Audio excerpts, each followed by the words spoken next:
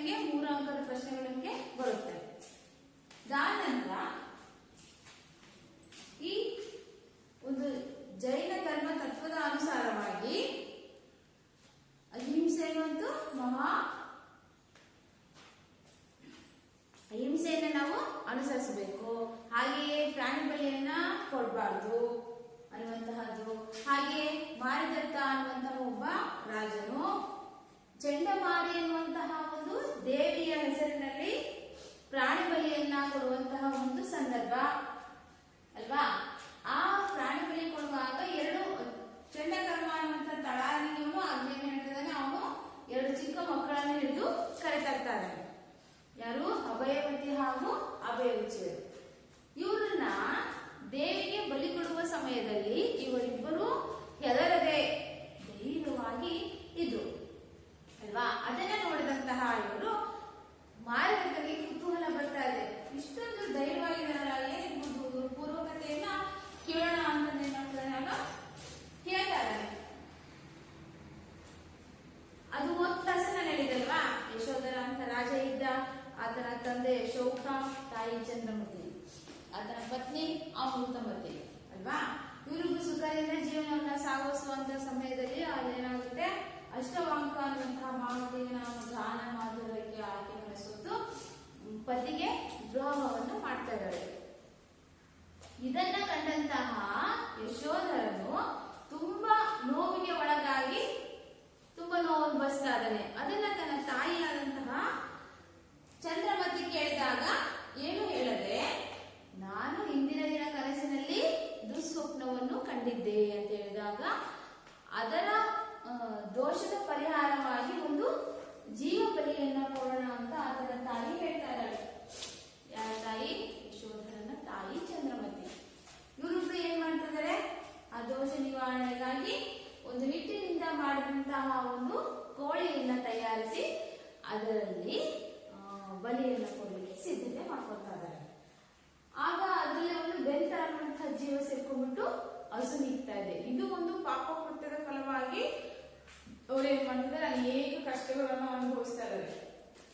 ಈ ವಿಷಯ ತಿಳಿದಂತಹ ಮಡದಿಯಾದಂತಹ ಚಂದ್ರ ಅಮೃತಮತಿ ಏನ್ ಮಾಡ್ತಾರೆ, ವಿಷವನ್ನ ಹಾಕಿ ಗಂಡ ಹಾಗೂ ಆಕೆಯನ್ನ ಕೊಲ್ಲುವರು. ಇದಾದ ನಂತರ ಆ ಯಶೋಧರ ಹಾಗೂ ಆತನ ತಾಯಿ ಚಂದ್ರಮತಿ ಮಾಡಿದಂತಹ ಪಾಪ ಕೃತ್ಯದ ಪರಿಣಾಮವಾಗಿ ಇವರು ಅನೇಕ ಜನ್ಮಾಂತರಗಳಲ್ಲಿಯೂ ಪ್ರಾಣಿಗಳಾಗಿ ಜನಿಸ್ತಾ ಇದ್ದಾರೆ. ಪಾಪ ದೋಷ ಪರಿಹಾರ ಆಗ್ಬೇಕಲ್ವಾ ಮಕ್ಕಳೇ. ಆದ್ರಿಂದ ಒಂದು ಸಾರಿ ನವಿಲು ನಾಯಿ ಆಗ್ತಾರೆ, ಹಾವು ಉಳ್ಳಂದಿ ಆಗ್ತಾರೆ, ನೆಕ್ಸ್ಟು ಮೀನು ಮೊಸಳೆಯಾಗಿ ಜನಿಸ್ತಾ ಇದ್ದಾರೆ, ಆಡು ಓತ ಆಗ್ತದೆ, ಮತ್ತೆ ಕೋಣ ಓತಗಳಾಗಿ ಜನಿಸ್ತಾ ಇದ್ದಾರೆ. ಇದಾದ ನಂತರ 1, 2, 3, 4, 5 ಜನ್ಮಗಳಾಗಿ 6ನೆಯ ಜನ್ಮದಲ್ಲಿ ಕೋಳಿ ಪಿಳ್ಳೆಗಳಾಗಿ ಜನಿಸಿದರು. ಓಕೆ ಮಕ್ಕಳೇ, ಓದ್ತಾ ಇರುತ್ತೆ ಹೇಳಿದ್ರೆ ಒಬ್ಬ ಮಾನವ ಮನುಷ್ಯನಾಗಿ ಜನಿಸಬೇಕು ಅಂದ್ರೆ 7 ಜನ್ಮಗಳು ಕಳಿಬೇಕಂತೆ. ಹೀಗೆ ಅವರು 6 ಜನ್ಮಗಳು ಕಳೆದ ನಂತರ 7ನೆಯ ಜನ್ಮದಲ್ಲಿ ಏನಾಗ್ತದೆ, ಮನುಷ್ಯರಾಗಿ ಜನಿಸ್ತಾ ಇದ್ದಾರೆ. ಅದು ಹೇಗೆ ಅಂದ್ರೆ, ಅಕಂಪನ ಮುನಿಯ ಉಪದೇಶವನ್ನ ಕೇಳಿದಂತಹ ಇವರು ಜ್ಞಾತಿ ಸ್ಮರಗಳಾಗಿ ವೃತವನ್ನು ಆಚರಿಸಿ ವನವಿಹಾರಕ್ಕೆ ಹೋದ ಸಮಯದಲ್ಲಿ ಯಶೋಮತಿಯ ಬಾಣಕ್ಕೆ ತುತ್ತಾಗುವರು. ಯಶೋಮತಿ ಯಾರು? ಯಶೋಮತಿಯರು ಯಶೋಧರನ ಮಗ. ಏನಾಗ್ತದೆ, ಇವರ ಮಕ್ಕಳಾಗಿ ಯಶೋಮತಿಯ ಮಡದಿ ಕುಸುಮಾವಳಿ ಇವರ ಮಕ್ಕಳಾಗಿ ಇವರೇ ಏನಾಗ್ತಿದ್ದಾರೆ, ಚಂದ್ರಮತಿ ಹಾಗೂ ಯಶೋಧರರು ಅಭಯರುಚಿ ಹಾಗೂ ಅಭಯಮತಿಗಳಾಗಿ ಜನಿಸಿದರು. ಅವರೇ ಅಭಯರುಚಿ ಹಾಗೂ ಅಭಯಮತಿ. ಇವರು ಮುಂದೆ ಏನ್ ಮಾಡ್ತಾ ಇದ್ದಾರೆ, ಸುದತ್ತಾಚಾರ್ಯರ ಶಿಷ್ಯರಿಕೆಯನ್ನು ಸ್ವೀಕರಿಸ್ತಾ ಇದ್ದಾರೆ ಅಲ್ವಾ. ಇಷ್ಟು ನಾವು ಒಂದು ಕ್ಲಾಸ್ ತಿಳ್ಕೊಂಡಿದ್ದೀವಿ. ಹಾಗೆಯೇ ಅದಾದ ನಂತರ ಇಲ್ಲಿ ಕವಿ ಆ ಚಂಡಮಾರಿ ದೇವಸ್ಥಾನದ ಒಂದು ವರ್ಣನೆಯನ್ನ ಮಾಡ್ತಾ ಇದ್ದಾರೆ. ಆ ದೇವಿಗಾಗಿ ಸುತ್ತಮುತ್ತಲಿರುವಂತಹ ಒಂದು ನೈಸರ್ಗಿಕ ಪರಿಸರ ಎಲ್ಲದೂ ಸ್ವಾಗತವನ್ನ ಕೊಡ್ತಾ ಇದೆ, ನಮಸ್ಕರಿಸ್ತಾ ಇದೆ ಅನ್ನುವಂಥದ್ದನ್ನಲ್ಲಿ ಕವಿ ಹೇಳುವಂತಹದ್ದು. ಹಾಗೆಯೇ ಯಾವ ಕಾಲದಲ್ಲಿ ಹೇಗೆ ಅಲ್ಲಿ ಪ್ರಾಣಿ ಬಲಿ ಅಂದ್ರೆ ನೋಡಿ, ಎಲ್ಲಾ ತರದ ಜೀವಿಗಳನ್ನ ಪ್ರಾಣಿಗಳನ್ನ ಸಾಯಿಸ್ತಾ ಇದ್ದಾರೆ. ಅವುಗಳ ಒಂದು ವರ್ಣನೆಯನ್ನ ಹೇಳುವಂತಹದ್ದು.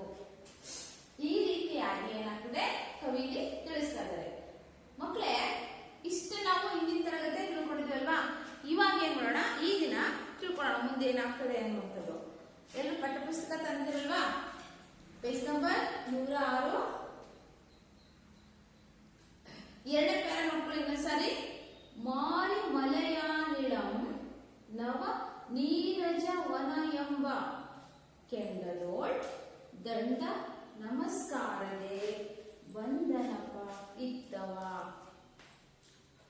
ಅವಧಾರಿಪುದೆಂಬ ಅಂತಿರ ಉಲಿದು ವರ ಗಿಳಿ ಬನದೋಳ್. ಉತ್ಕರ್ಷ ಹೇಳಿದಲ್ವಾ, ಆ ಮಾರಿ ಅಂದ್ರೆ ಆ ದೇವಿಗೆ ಬಲಿ ಕೊಡ್ಲಿಕ್ಕೆ, ಆ ಮಲೆಯ ಮಾರುತದ ಗಾಳಿ ಏನಾಗ್ತದೆ, ಬೀಸ್ತಾ ಇದೆ, ಅಷ್ಟು ದೇವಿಗೆ ನಮಸ್ಕಾರ ಅನ್ನೋದು ಮಾಡ್ತಾ ಇದೆ. ಅಂದ್ರೆ ಕಮಲ ನೀರಿನಲ್ಲಿ ಆಡುತ್ತಲ್ವಾ, ಕಮಲ ಅನ್ನುವಂತಹ ಒಂದು ಕೆಂಡದಲ್ಲಿ ನಮಸ್ಕಾರ ಮಾಡ್ತಾ ಬರ್ತದೆ. ಹಾಗೆ ದಂಡ ನಮಸ್ಕರಿಸುತ್ತಾ ಮಾರಿದೇವಿಗೆ ಆ ಮಲೆಯ ಮಾರುತ ಗಾಳಿ ಬರ್ತಾ ಇದೆ. ಹಾಗೆ ಕಮಲದಂತೆ ಕೆಂಡಗಳನ್ನು ಏನಪ್ಪ ಅಂದ್ರೆ ಕಮಲಕ್ಕೆ ಇರುತ್ತಲ್ವಾ, ಹಾಗೆಯೇ ಮಾಂಸದ ತುಂಡುಗಳು ಅಲ್ಲಲ್ಲಿ ಇದ್ವು ಅಲ್ಲಿ ದಾರಿಯಲ್ಲಿ. ಅದನ್ನು ಕವಿಗೆ ಹೋಲಿಸಿದ್ದಾನೆ. ಮಾಡುತ್ತಾ ಬಂದಿರುವನು ಈ ಕಡೆ ಬಂದನಪ್ಪ ನಿತ್ತವ ದಾರಿಪುದೆಂಬ ಅಂತಿರುಳ್ ಉಳಿದ ವರಗಿಳಿ ಬನದೋಳ್.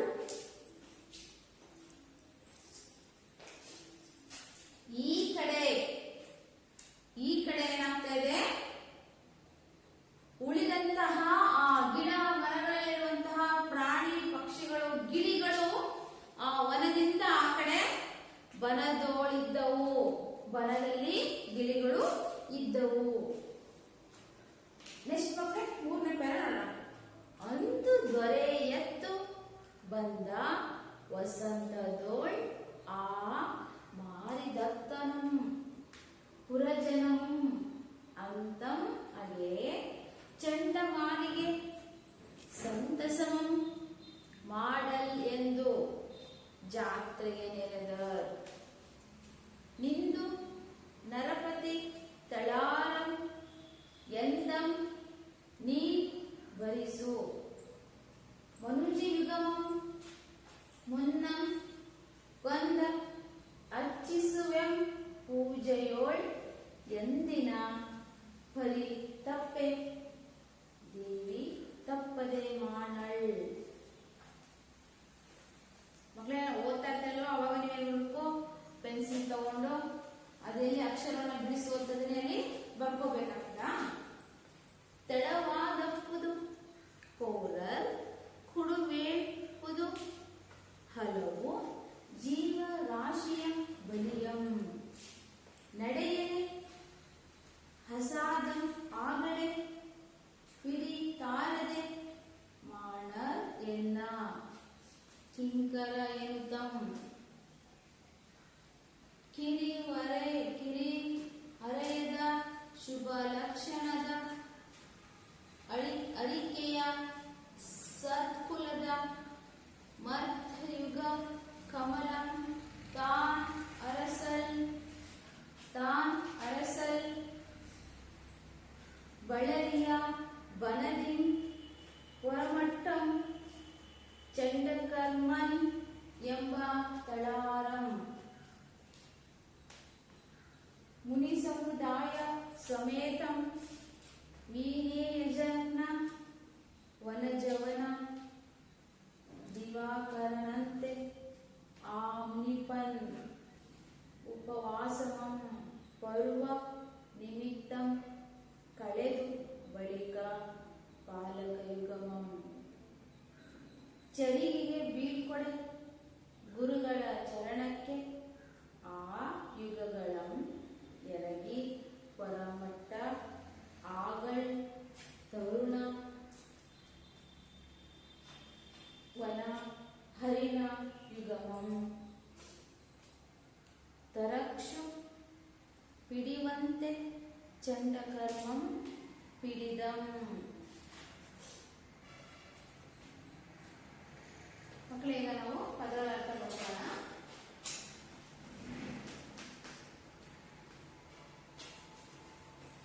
ಮಕ್ಕಳೀಗ ಮಕ್ಕಳೇ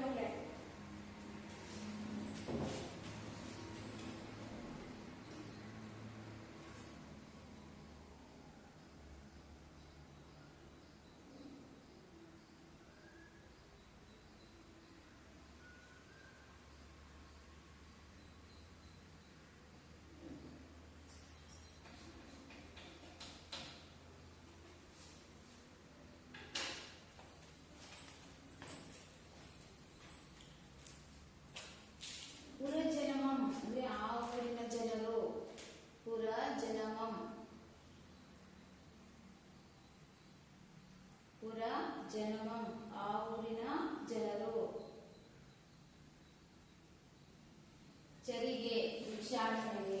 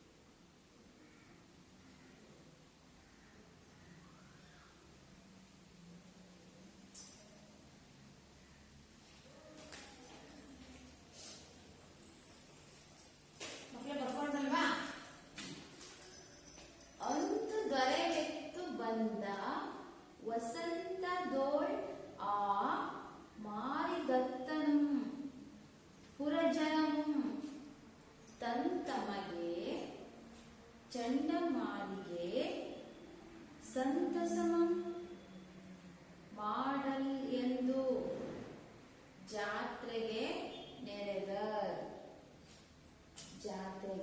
ನೆರೆದರ್ ಅಂದು ಗರೆ ಆ ದಿನ ಚಂಡಮಾಲಿ ದೇವಿಯ ಜಾತ್ರಾ ದಿನ ದೊರೆಯತ್ತಂದ್ರೆ ಮಾರಿದತ್ತನು ಇದ್ದನು. ಮಾರಿದತ್ತ ವಸಂತವನದಲ್ಲಿ ಶಿಶಿರ ಋತುವಿನಲ್ಲಿ ಸುಂದರವಾಗಿರುವಂತಹ ಹೂ ಬಿಟ್ಟಂತಹ ಆ ಅವಧಿಯಲ್ಲಿ ಆ ದೇವಸ್ಥಾನದ ಆವರಣದಲ್ಲಿ ಅಥವಾ ಜಾಗದಲ್ಲಿ ಮಾರಿದತ್ತನು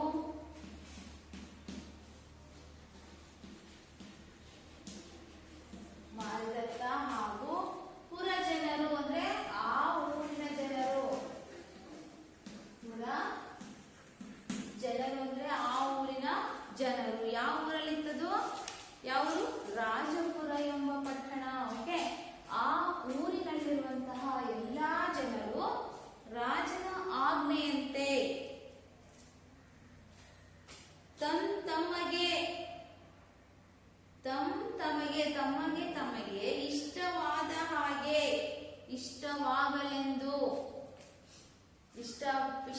ಕೊಟ್ಟು ಎಲ್ಲರೂ ಏನ್ ಮಾಡಿದ್ರು, ಆ ಜಾತ್ರೆಗೆ ಬಂದಿದ್ರು.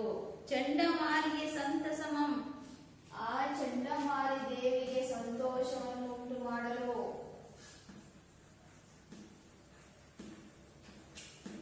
ಚಂಡಮಾರಿ ದೇವಿಗೆ ಸಂತೋಷವನ್ನ ಉಂಟು ಮಾಡಲು ಎಲ್ಲ ಜನರು ಆ ದೇವಸ್ಥಾನದ ಆವರಣದಲ್ಲಿ ಸ್ಥಳದಲ್ಲಿ ಬಂದು ನೆರೆದಿದ್ದರು. ನೋಡಿ, ಸಂತಸಮ ಮಾಡಲೆಂದು ಜಾತ್ರೆಗೆ ನೆರೆದ, ಎಲ್ಲರೂ ಸಹ ಜಾತ್ರೆಗೆ ನೆರೆದರು ಅಂದ್ರೆ ಸೇರಿದರು, ಬಂದರು. ಏನಂತಂದ್ರೆ ದೊರೆಯ ಆಜ್ಞೆಯಂತೆ ಆ ಶಿಶಿರ ಋತುವಿನಲ್ಲಿ ಎಲ್ಲಾ ಜನರು ಬಂದು ಸೇರ್ತಾರೆ. ಅವರ ಇಷ್ಟವಾದಂತಾಗಿ ಅವರು ಸಹ ದೇವಿಗೆ ಬಲಿ ಕೊಡಲು ಪ್ರಾಣಿಗಳನ್ನು ತಗೊಂಡು ಬಂದಿರ್ತಾರೆ. ಹಾಗೆಯೇ ರಾಜನೂ ಸಹ ಬಂದಿರ್ತಾನೆ ಮಾರಿದತ್ತ.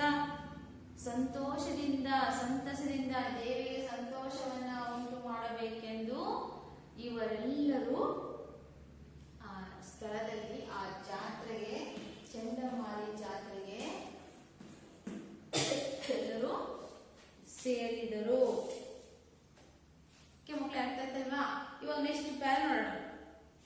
ನಿಂದು ನರಪತಿ ತಳಾರಂ ಎಂದಂ ನೀನ್ ಬರಿಸು ಮನುಜ ಯುಗಮಂ ಮುನ್ನಂ ಕೊಂದ ಅರ್ಚಿಸುವೆಂ ಪೂಜೆಯೋಳ್ ಎಂದಿನ ಪರಿ ತಪ್ಪೆ ದೇವಿ ತಪ್ಪದೆ ಮಾಡಳ್. ಈ ಕಡೆ 4ನೇ ಪದ್ಯದಲ್ಲಿ ಹೇಳ್ತಿದ್ದಾರೆ, ಈ ಕಡೆ ನಿಂದು ನರಪತಿ ಮಹಾರಾಜನಾದಂತಹ ಮಾರಿದತ್ತನು ತಳಾರನಂಗೆಂದು ತಳಾರನಿಗೆ ಹೇಳ್ತಾನೆ. ತಳಾರ ಅಂದ್ರೆ ಯಾವಾಗ ಹೇಳಿದೆ, ಕಾವಲುಗಾರ, ಊರನ್ನು ಕಾಯುವಂತಹ ಕಾವಲುಗಾರ. ಊರೊಳಗೆ ಯಾರೇ ಕಳ್ಳರು ಬಂದ್ರು, ಯಾರೇ ಬಂದ್ರು ಅವರನ್ನ ಕಂಡುಹಿಡಿದವರು ಶಿಕ್ಷೆ ಕೊಡುವಂತಹದ್ದು ಮಹಾರಾಜನ ಬಳಿಗೆ ಕರ್ಕೊಂಡು ಹೋಗುವಂತ ಕೆಲಸ ಯಾರ್ದಾಗಿರುತ್ತೆ, ತಳಾರನಾಗುತ್ತೆ. ಮಹಾರಾಜ ಏನೇ ಕೆಲಸ ಇದ್ರು ಅವನು ಮಾಡ್ಬೇಕಾಗುತ್ತೆ. ಆಗ ಈ ತಳಾರನಾದಂತಹ ಇವನ ಹೆಸರೇನು, ಚಂಡಕರ್ಮ.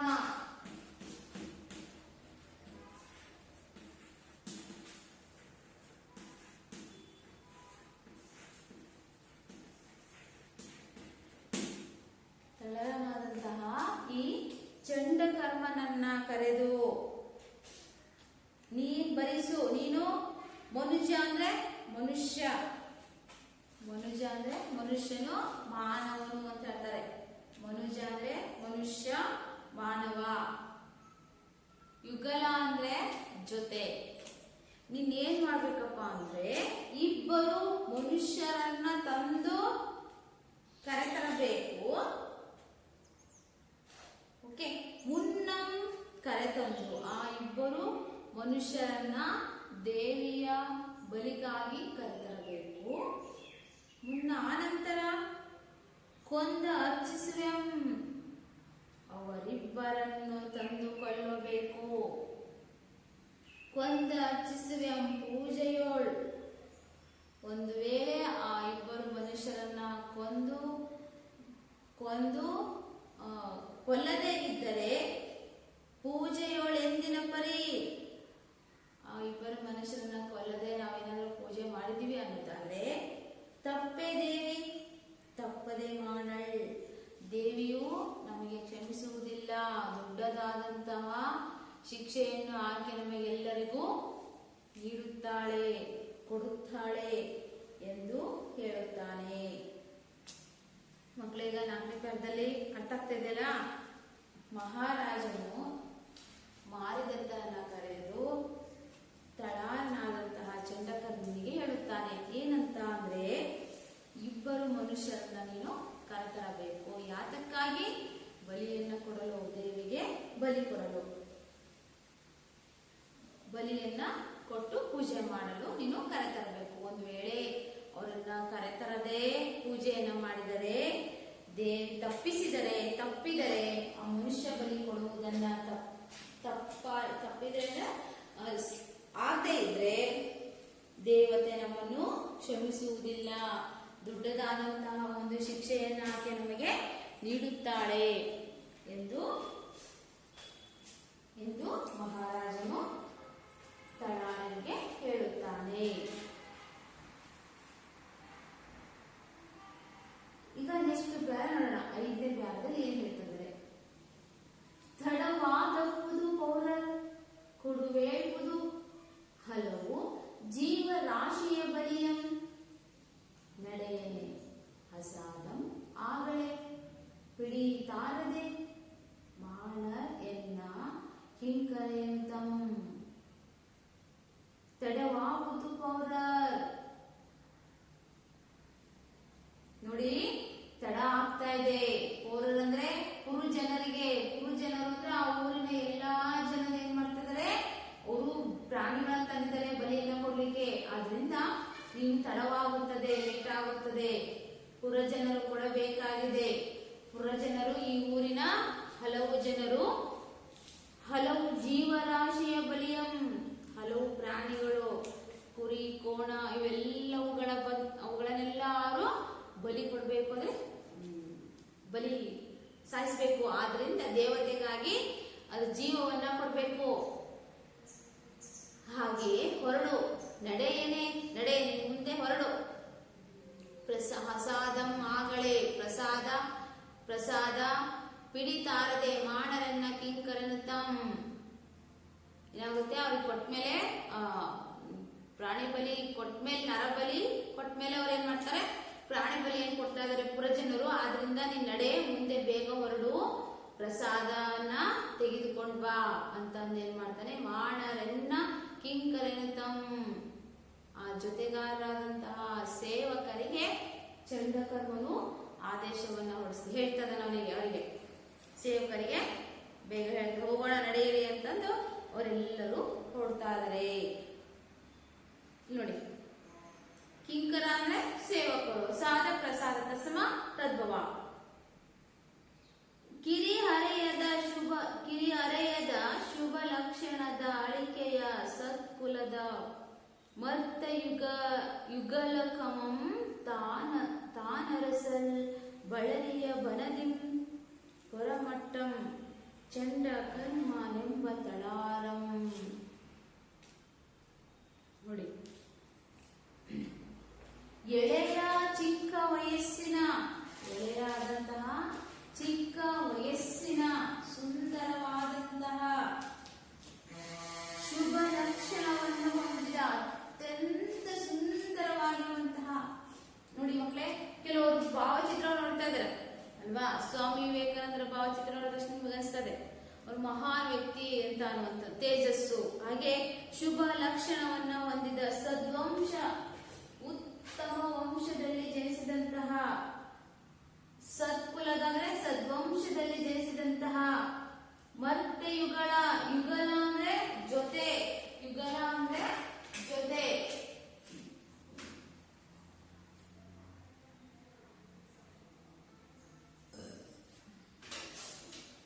ಯುಗಲ ಅಂದ್ರೆ ಜೊತೆ. ಹೀಗೆ ಮಧ್ಯಮಾನವರಾಗಿರುವಂತಹ ಇಬ್ಬರು ಮನುಷ್ಯರನ್ನ ತಾನರಸಲ್ ಏನ್ ಮಾಡ್ತಾ ಇದಾರೆ, ಸುಂದರವಾದಂತ ತಾನರಸಲ್ ಬಳಲಿಯ ಬನದಿಂ ಪುರಮಟ್ಟಂ ಚಂಡಕರ್ಮನೆಂಬ ತಳಾರಂ. ಮಾರಿಯ ಹೆಸರಿನಲ್ಲಿ, ಬಳಲಿ ಅಂತ ಅವನಿಗೆ ಬಸಿದನು, ಮಾರಿಯ ಹೆಸರು. ಅತ್ಯಂತ ಎಳೆಯ ಚಿಕ್ಕ ವಯಸ್ಸಿನ ಅತ್ಯಂತ ಶುಭ ಲಕ್ಷಣವನ್ನ ಹೊಂದಿದ ಅತ್ಯಂತ ಸುಂದರವಾದಂತಹ ಸದ್ವಂಶದಲ್ಲಿ ಜನಿಸಿದಂತಹ ಇಬ್ಬರು ಮಾನವರನ್ನ ಕಂಡನು.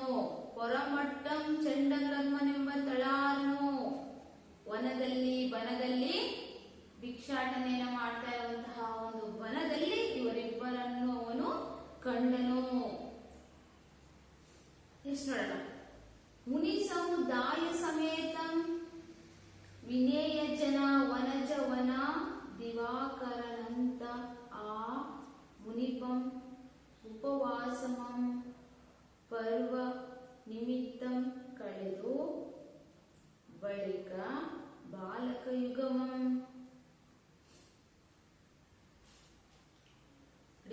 ಮುನಿ ಸಮುದಾಯ ಸಮೇತಂ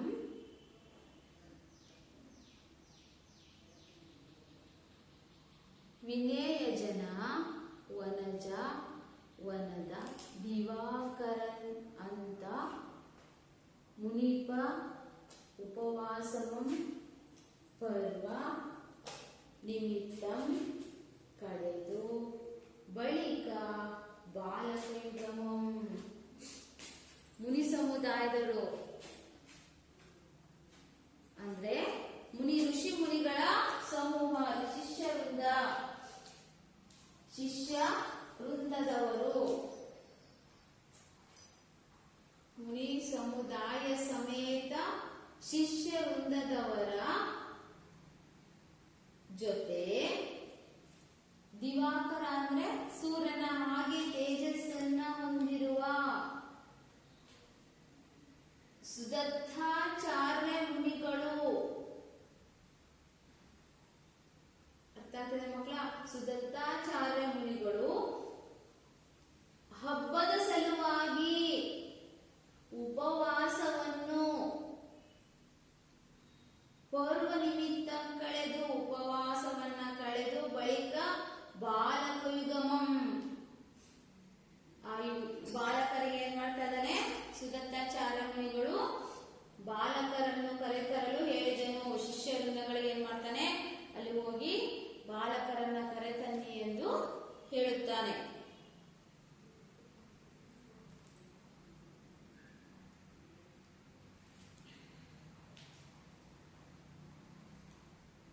ನೆಕ್ಸ್ಟ್, ಚರಿಗೆಗೆ ಬೀಳ್ಕೊಡೆ ಗುರುಗಳ ಚರಣಕ್ಕೆ ಆ ಯುಗಳ ಎರಗಿ ಹೊರಮಟ್ಟಾಗಳ್. ತರುಣವನ ಹರಿಣಯುಗಮಂ ತರಕ್ಷು ಪಿಡಿವಂತೆ ಚಂಡಕರ್ಮ ಪಿಡಿದಂ.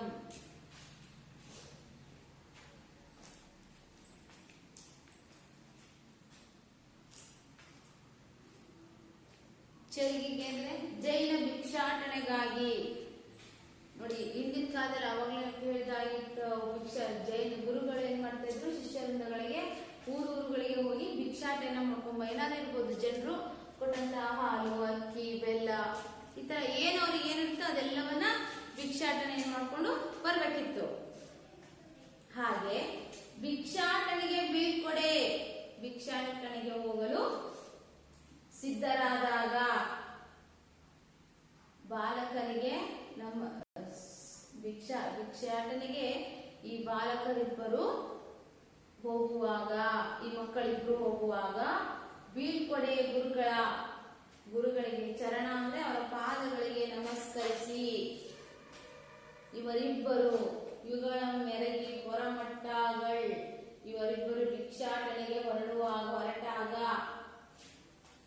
ಯಾರು? ಇಬ್ಬರು ಅಭಯರುಚಿ ಹಾಗೂ ಅಭಯಮತಿಯರಿಬ್ಬರು ಭಿಕ್ಷಾಟನೆಗಾಗಿ ಹೊರಟಾಗ. ತರಕ್ಷು ಅಂದ್ರೆ ಹುಲಿ.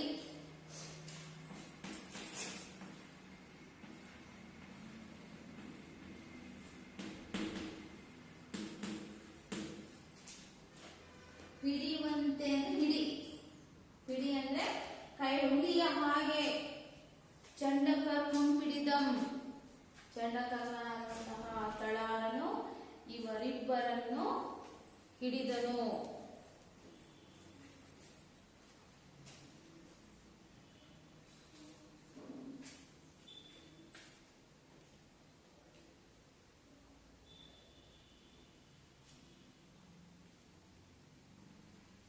ಅರ್ಥ ಆಗ್ತದೆ ನಿಮಗೆ?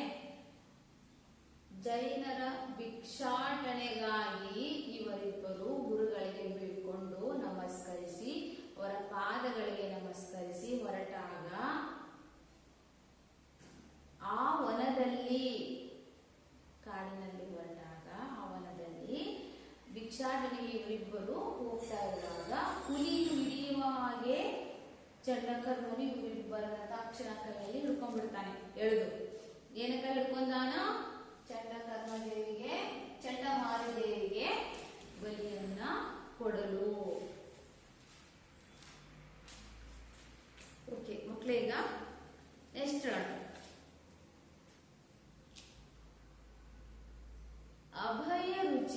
ಅಭಯಮತಿಯಂ ಅಂಭಯಮಂ ಆ ಪಾಪ ಕರ್ಮಮಂ ಐವಡೆಯೋಳ್ ಮತ್ತ ಅಭಯ ರುಚಿ ತಂಗಿಗೆ ಎಂದಪಂ ಅಭೀತೆಯಾಗಳ್ ಎಲಗೆ ತಾಯೆ ಮರಣದ ದೆಸೆಯೋಳ್. ಈ ತಾಯಿನೋ ಭಯಾನಕವಾಗಿ, ಹುಲಿ ಅಂದ್ರೆ ಭಯ ಆಗುತ್ತಲ್ವಾ ನಿಮ್ಮ ಮಕ್ಕಳೇ? ಹುಲಿ ಹೇಗೆ ಕ್ರೂರಿಯಾಗಿರುತ್ತಲ್ವಾ? ಯಾವುದನ್ನು ಲೆಕ್ಕಿಸೋದಿಲ್ಲ. ಭಯಂಕರವಾಗಿರುವಂತಹ ಹುಲಿ ಹೇಗಿರುತ್ತೆ ಹಾಗೆ ಭಯಂಕರವಾಗಿರುವಂತಹ ಈತ ಏನ್ ಮಾಡ್ತಿದ್ದಾನೆ, ಹುಲಿಯ ಹಾಗೆ ತಕ್ಷಣ ಹಿಡಿದು ಹೇಳ್ಬಿಡ್ತಾನೆ, ಅವರಿಬ್ಬರನ್ನ ಕರ್ಕೊಂಡು ಹೋಗ್ತಾನೆ. ಅಭಯರಿಬ್ಬರು ಮಕ್ಕಳಾದಂತಹ ಅಭಯ ರುಚಿ ಹಾಗೂ ಅಭಯವತಿ ಎಂಬವರನ್ನು, ಇವರಿಬ್ಬರನ್ನು ಹಿಡಿದು ಕೈಯಲ್ಲಿ ಹಿಡಿದು ಜೋರಾಗಿ ಕರ್ಕೊಂಡು ಹೋಗ್ತಾನೆ. ಆಗ ಹೆದರ್ತಾ ಇದ್ದಾನೆ ಯಾರು? ಹೆದರ್ತಾ ಇದ್ದಾರೆ. ಆಗ ಅಭಯ ರುಚಿ ತನ್ನ ತಂಗಿಗೆ ಅಭಯಮತಿಗೆ ಧೈರ್ಯವನ್ನ ಹೇಳ್ತಾ ಇದ್ದಾನೆ. ಪಾಪ ಕರ್ಮಂ ಐವಡೆಯೋಳ್ ಮತ್ತೆ ಅಭಯ ರುಚಿ ತಂಗಿಗೆಂದಪಂ ಅಭೀತೆಯಾಗಲ್ಲೆಗೆ ತಾಯೇ ಮರಣದ ದೆಸೆಯೋಳ್. ತಾಯಿ, ನೀನು ಮರಣಕ್ಕೆ ಹೆದರಬೇಡ ತಂಗಿ. ನಮ್ಮ ಜೈನ ಧರ್ಮದಲ್ಲಿ ಯಾವುದೇ ಪಾಪ ಕೃತ್ಯಗಳನ್ನ ಮಾಡಿದ್ರು, ಎಷ್ಟೇ ತೊಂದರೆ ಬಂದ್ರು, ನಮಗೆ ಕಷ್ಟ ಬಂದ್ರು, ಜೀವ ಬೆದರಿಕೆ ಆದ್ರೂ ನಾವು ಹೆದರಬಾರದು. ನಮ್ಮ ಜೈನ ಧರ್ಮದಲ್ಲಿ ನಾವು ಯಾವುದೇ ರೀತಿಯ ಪಾಪ ಕರ್ಮಗಳನ್ನ ಮಾಡಿದ್ರೆ ಏನಾಗ್ತದೆ, ಒಂದು ಶಿಕ್ಷೆ ಅನ್ನುವಂಥದ್ದು ಆಗುತ್ತದೆ. ಇದು ನಮಗೆ ಸಾಮಾನ್ಯವಾಗಿ ಬಿಟ್ಟಿದೆ. ಪರಿಶಃ ನಮಗಿದು ಸಾಮಾನ್ಯ ಆಗಿಬಿಟ್ಟಿದೆ. ಯಾವುದೇ ಸಮಯದಲ್ಲಿ ನಾವೇನ್ ಮಾಡಬಾರ್ದು, ಹೆದರಬಾರ್ದು, ಧೈರ್ಯವಾಗಿ ಇರಬೇಕು ಅಂತ. ನಭೀತೆಯಾಗಲ್ ಎಲೆಗೆ ತಾಯೇ ಮರಣದ ದೆಸೆಯೋಳ್. ತಾಯಿ, ನೀನು ಮರಣಕ್ಕೆ ಹೆದರಬೇಡ, ಧೈರ್ಯವಾಗಿ ನೀನು ಇರು ಎಂದು ಹೇಳುತ್ತಾನೆ. ನೋಡಿ ಎಷ್ಟು ಭಯಂಕರ ಇಲ್ಲವೇ? ಹುಲಿ ಹರಡಿದ್ರೆ ಜಿಂಕೆಯನ್ನ ಹಿಡಿದು ಹಾಗೆ ಆಹಾರಕ್ಕಾಗಿ ಹುಲಿಯ ರೂಪದಲ್ಲಿರುವಂತಹ ಈ ಚಂಡ ಕರ್ಮನು ಆ ಇಬ್ಬರು ಮಕ್ಕಳನ್ನ ಹಿಡಿತಾರನೆ. ನಿಯತಿಯ ನಾ ಮೀರಿದಪ್ಪ ಭಯವೇ ಉದೋ ಮುಟ್ಟಿದೆಡೆಗೆ ಸೈರಿಸುವುದಕ್ಕೆ ನಯ ಇದೆ ಪೆತ್ತ ಪರೀಶಃ ಜಯಮೇ ತಪಂ ತಪಕ್ಕೆ ಬೇರೆ ಕೋಡೆಗಳವೆ. ಮಕ್ಕಳೇ, ನಾವು ನೆಕ್ಸ್ಟ್ ಕ್ಲಾಸಲ್ಲಿ ನೋಡೋಣ ಅಂತ. ಕ್ವಶನ್ ಕೇಳೋಣ ಆಯ್ತಾ?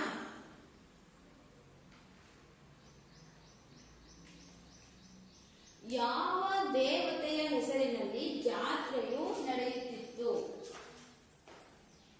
ಯಾವ ದೇವತೆಯ ಹೆಸರಿನಲ್ಲಿ ಜಾತ್ರೆಯು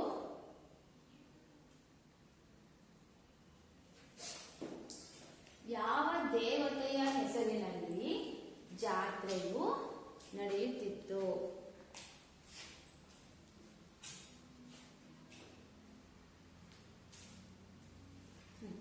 ಯಾವ ದೇವತೆ ಹೆಸರಿನಲ್ಲಿ ಜಾತ್ರೆಯು ನಡೆಯುತ್ತಿತ್ತು? ಚಂಡಮಾಲಿಯ ದೇವಿ. ಮಾರಿದತ್ತನ ಬಳಿಯಿದ್ದ ತಳಾರನ ಹೆಸರೇನು? ಮಾರಿದತ್ತನ ಬಳಿಯಲ್ಲಿದ್ದ ತಳಾರನ ಹೆಸರೇನು? ಯಾರನು? ಚಂಡಕರ್ಮ. ಚಂಡಕರ್ಮನು ಯಾರನ್ನು ಹಿಡಿದು ತಂದನು?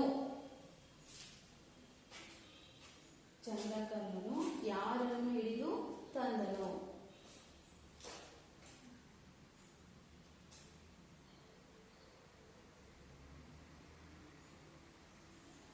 ಭಿಕ್ಷಾಟನೆಗಾಗಿ ಬಂದಿರುವಂತಹ ಅಭಯರುಚಿ ಹಾಗೂ ಅಭಯಮಿತಿ ಎಂಬ ಇಬ್ಬರು ಮಕ್ಕಳನ್ನು ಹಿಡಿದು ತಂದನು. ನೆಕ್ಸ್ಟ್, ಮಾವಿನ ಮರದಡಿಯಲ್ಲಿ ಉದುರಿದ್ದ ಮುತ್ತುಗದ ಹೂವುಗಳು ಹೇಗೆ ಕಾಣುತ್ತಿದ್ದವು?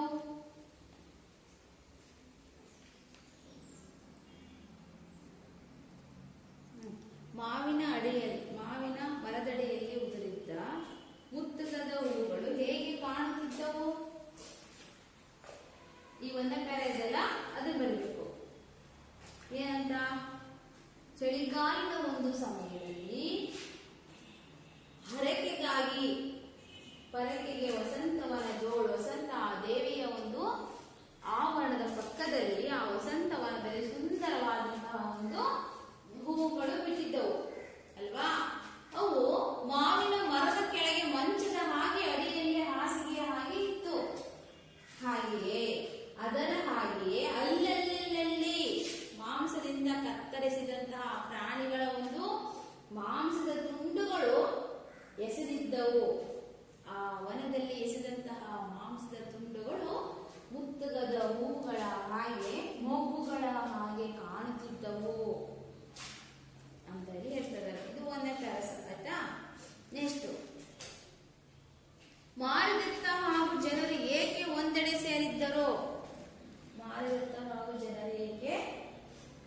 ಒಂದೆಡೆ ಸೇರಿದ್ದರು.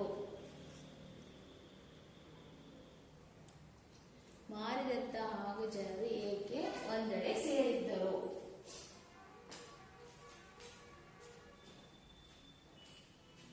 ಮಕ್ಕಳೇ, 3ನೇ ಪ್ಯಾರದಲ್ಲಿದೆ, ಹೇಳಿ ನೋಡೋಣ. ಯೋಚನೆ ಮಾಡ್ತಿದ್ರಲ್ವಾ? ಗೊತ್ತಾಗ್ತಾ ಇದೆಯಾ?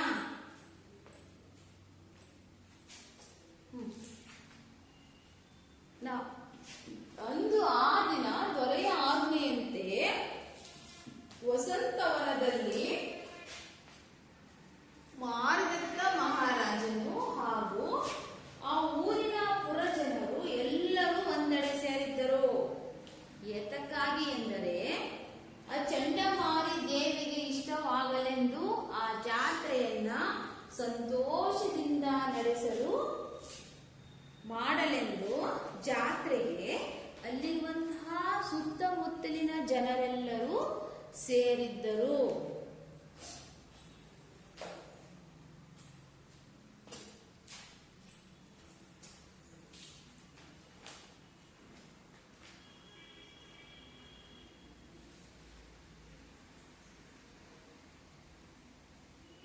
ಚಂಡಕರ್ಮನು ಎಂತಹ ಬಲಿಯನ್ನು ಹುಡುಕಿ ಹೊರಟನು?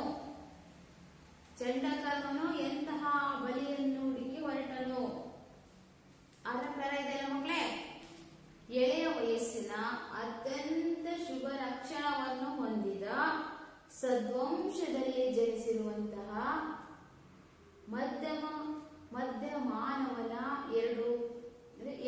ಇಬ್ಬರು ಮನುಷ್ಯರನ್ನ ಮಾರಿಯ ಹೆಸರಿನಲ್ಲಿ, ಅಂದ್ರೆ ಮಾರಿ ದೇವತೆಗೆ ಬಲಿ ಕೊಡುವ ಒಂದು ನೆಪದಲ್ಲಿ ಆ ಕಾಡಿನಲ್ಲಿ ಹುಡುಕುತ್ತಾ ಅಂದ್ರೆ ಹೊರಟನು ತಡಾರನಾದಂತಹ ಆ ಚಂಡಕರ್ಮನು ಹೊರಟನು.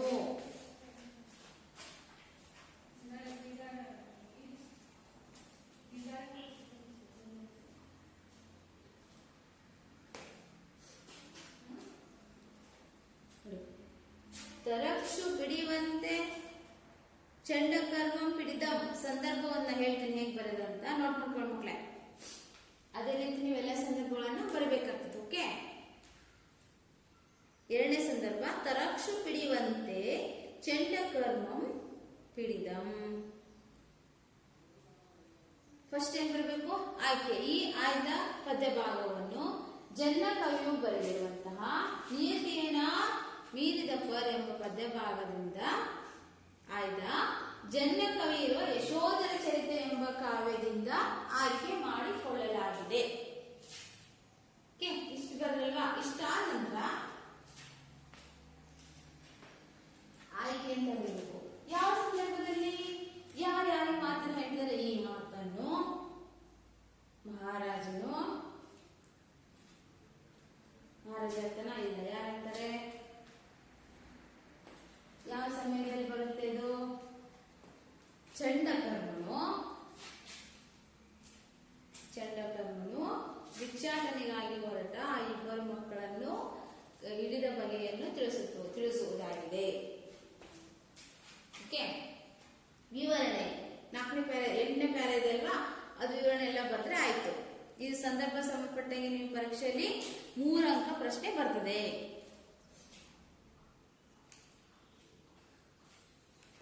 ಆಯ್ತು ಮಕ್ಕಳೇ.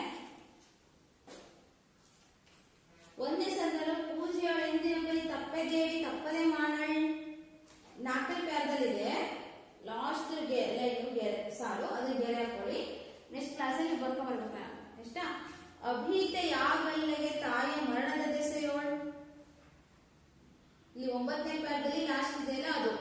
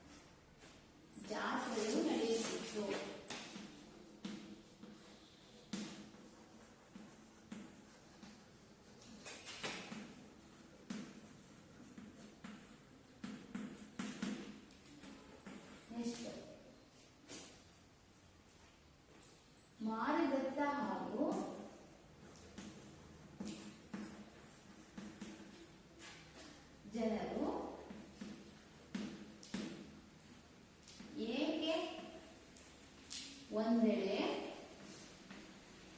ಏಕೆ ಒಂದೆಡೆ ಸೇರಿದ್ದರು.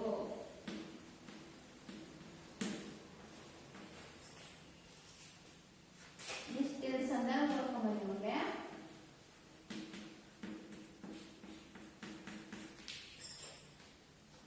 ತರಕ್ಷು ಹಿಡಿಯುವಂತೆ, ತರಕ್ಷು ಹಿಡಿಯುವಂತೆ ಚಂಡಕರ್ಣಂ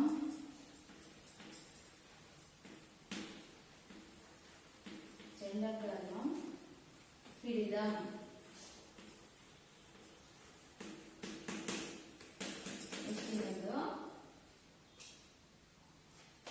ಪೂಜೆ ಪೂಜೆ ಯೊಳೆಂದಿನ ಪರಿಕಪ್ಪೆ